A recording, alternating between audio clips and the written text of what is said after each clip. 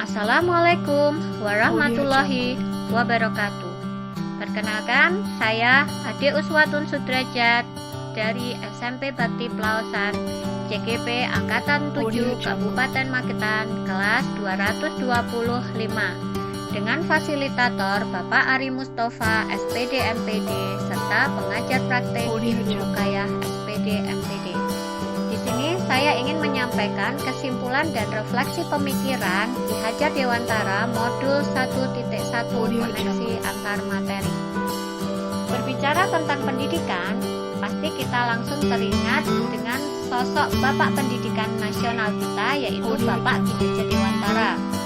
Dalam pandangannya, tujuan pendidikan adalah memajukan bangsa secara menyeluruh tanpa membedakan agama, ras, suku, budaya, adat istiadat, status ekonomi, dan status sosial. Menurut Ki Hajar Dewantara, pendidikan tidak hanya berpusat pada pemikiran kognitif saja, akan tetapi juga berkaitan tentang upaya untuk menumbuhkan budi pekerti serta fisik anak dalam rangka kesempurnaan hidup dan keselarasan di dunia mereka. Hal tersebut harus didasarkan dengan kodrat alam dan kodrat zaman. Lalu pembelajaran apa yang saya terapkan kepada siswa di kelas saya sebelum saya mempelajari modul 1.1? Yang pertama adalah pembelajaran terpusat pada guru saja dan murid sebagai objek. Yang kedua, belum sepenuhnya menerapkan implementasi ketika belajar. Yang ketiga, mengutamakan kemampuan kognitif saja, kurang memperhatikan karakteristik siswa dan kurang melakukan pendekatan kepada siswa, sehingga adanya batasan hubungan dalam berinteraksi dengan siswa. Yang keempat, kegiatan belajar selalu diadakan di dalam kelas. Yang kelima, memberikan tugas yang sama tanpa mempedulikan kemampuan individu anak tersebut. Dan yang terakhir, saya hanya transfer ilmu saja tanpa menanyakan apakah mereka sudah paham atau belum. Namun, setelah saya mempelajari modul 1.1 tentang filosofi pemikiran Ki Hajar Dewantara, ternyata apa yang saya lakukan selama ini kurang tepat untuk diaplikasikan dalam pembelajaran. Saya sadar seharusnya mulai dari sekarang saya harus melakukan beberapa perubahan pemikiran dan perilaku, yaitu yang pertama, saya sebagai pendidik harus mampu mengembangkan minat dan bakat anak sesuai kodrat anak. Kita tidak boleh memaksakan kehendak kita.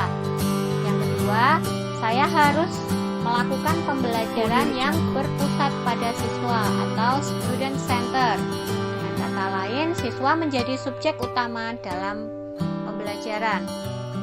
Yang ketiga, sepenuhnya menerapkan implementasi Merdeka Belajar dan membimbing mereka dengan setulus hati. Yang keempat adalah kegiatan belajar mulai menggunakan metode outing class. Yang kelima, saya harus memperhatikan karakteristik setiap anak dengan cara melakukan interaksi pendekatan secara kelompok maupun individu. Yang keenam, saya membebaskan murid untuk menyampaikan ide, pendapat maupun masukan. Yang ketujuh adalah saya memberikan tugas yang cocok untuk porsi mereka. Dalam artian tingkat kesukarannya berbeda untuk setiap anak. Yang terakhir, saya memberikan refleksi timbal balik di akhir pembelajaran untuk mengetahui sejauh mana pemahaman mereka. Apa yang harus segera saya terapkan agar pembelajaran di kelas mencerminkan konsep pemikiran Ki Hajar Dewantara?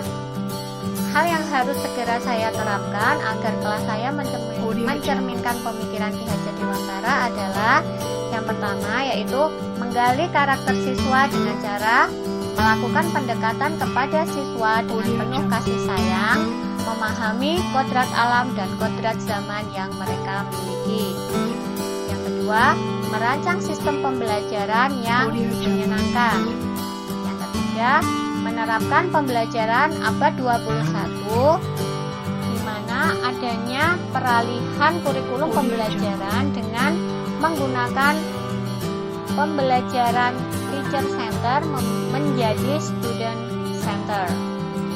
Yang keempat yaitu menuntun mereka selama proses pembelajaran.